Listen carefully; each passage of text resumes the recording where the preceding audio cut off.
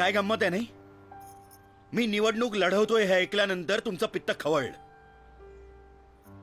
का? हक्क आहे मला.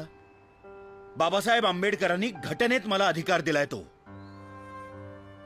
खुनी, दरोडेखोर, स्मगलर्स हे तुम्हाला खासदार आमदार म्हणून चालतात, पण एक प्रामाणिक मराठी माणूस आज राजकारणात जातोय असं म्हटल्यानंतर जणू काय मी तुम्हाला नरकात आणि मसणात घेऊन चाललोय अशी प्रतिक्रिया का? या देशात म्युनिसिपालिटीत नोकरी करणारा शिपाई सुद्धा 12वी पास लागतो, पण राज्याची धुरा सांभाळणाऱ्या राजकारण्यांना शिक्षणाची अट नाही. नाही नाही नाही, मी साक्षर निरक्षर या वादात जात नाहीये, पण एके ठिकाणी साक्षरतेच्या नावाखाली कोट्यवधी रुपये खर्च करायचे आणि दुसरीकडे निरक्षर उमेदवाराला लोकशाहीच्या नावाखाली सूट द्यायची. या सगळ्याची चीड न येण्या इतके शंड आहोत का आपण?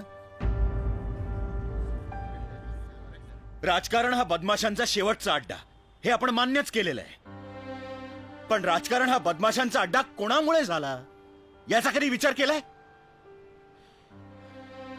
राजकारणी चोर, लाचखाऊ, भ्रष्टाचारी, उन्मत्त असं आपणच ओरडणार आणि पुन्हा पुढल्या खेपेला आपणच त्यांना निवडून देणार.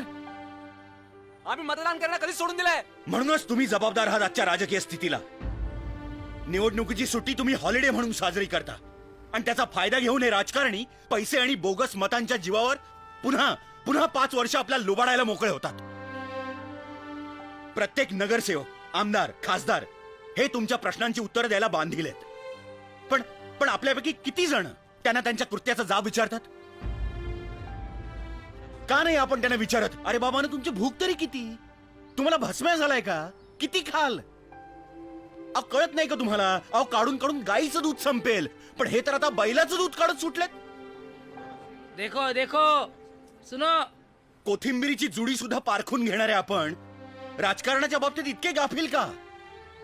ऐऱ्या गैऱ्यांच्या हातात सत्ता देऊन मुरदाडासारखं गुडघ्यात माना घालून स्वतःच्याच मुलखात परक्यासारखं जगण्यासाठी जन्माला आलोय का आपण? माझी राजकारणात यायची पात्रता नाही हे मी जाणतो, पण आज तुम्हा लोकांना इथे एकत्र करण्यासाठी मला असं खोटं बोलावं लागलं. मैं बोला ना अच्छा आदमी है. आज एकच सांगतो, जागे व्हा. अजूनही वेळ गेलेली नाही. आपल्या मनाशी पक्क करा, मतदान हा हक्क बजावायचाच. उमेदवार निवडताना त्याचं शिक्षण, त्याची निष्ठा, त्याची प्रामाणिकता, त्याची सामाजिक जाणीव हे सगळं तपासून बघा. तुमचं मत अमूल्य आहे, ते देताना नीट विचार करून द्या आणि मग बघा, तुम्हालाच तुमच्या शक्तीचा अंदाज येईल. हे सगळे बदल लगेच घडणार नाहीयेत, पण मला 100% खात्री आहे, आपण आज पाऊल उचललं तर येत्या काही वर्षातच आपल्या राज्याचा आरोग्य मंत्री एक डॉक्टर असेल, अर्थमंत्री एक अर्थशास्त्र तज्ञ असेल आणि क्रीडा मंत्री एक खेळाडू असेल. बजाव ताले.